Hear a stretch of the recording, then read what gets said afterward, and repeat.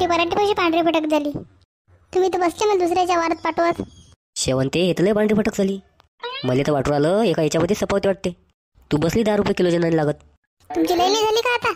तुम्हीच तर म्हणत होते इतकेच मनबाईच्या वारात जा म्हणून. कसे बी घरकाच्याला पैसे येतात आता मला म्हणून राहिले. जाऊ द्या, उद्या 4-5 बा सांगा ना आपला वावर काढून घ्या. यावर्षी तर मला शांती दिसून राहिली आपली. यावर्षी चांगला कापत होते वाटते आपल्याला. यावर्षी भाव बी चांगला आहे. मला वाटते यावर्षी आपलं पाठवून जाते. पूर्ण दरिद्री दूर होते.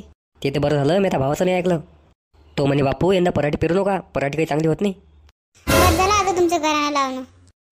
उद्या बाया सांगा काढून घ्या. एवढा कापूस काही वारात ठेवणं बरं नाही आहे. लोकांच्या नजरा काही बरोबर नसतात, नाही ते त्याच्या वारात तपलच असतात. कोण साथ लावते व? कापसाचा सीझन चालू आहे, सगळ्याचेच वावर फुटेलात. बरं शेवंता, मी उद्या जातो बाजूच्या गावात आणि ती पाहतो मजूर भेटते का म्हणून. मी का म्हणतो इकडे तिकडे काय फिरता? मी का म्हणते आपल्या गावातल्या बस स्टँडवर जाऊन उभे राहा. संध्याकाळी मजुराच्या गाड्यात होतो ना वापिस जातात. एखाद्या गाडीला हात द्या आणि सांगून द्या 8-10 जण. आणि ते गोरेली बी घेऊन जा सोबत, इकडे तिकडे फिरते थांबल्यासारखं. बरं ठीक आहे, मी जातो मग आताच. चाल मग. हो तुकाराम भाऊ थांबा ना. पागल झाले का शांताराम भाऊ? गाडी घुसली असती ना तुमच्या अंगावर. ती मदत काय कराल तुम्ही? गाडीचा धक्का लागला असता सगळं माझ्यावर आलं असतं. अहो तुकाराम भाऊ जाऊ द्या, सांगा गाडी काय थांबवली? अरे मला ना या मजुरासोबत काम होतं. आपली पराठीला पाठवून झालती असं वाटलं 10-12 मजूर सांगून द्या. हो शांताराम भाऊ काय झालं? काय थांबवलं आम्हाला?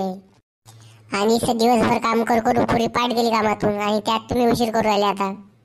ओ लखन मला होका जायचा होता का तुम्हाला?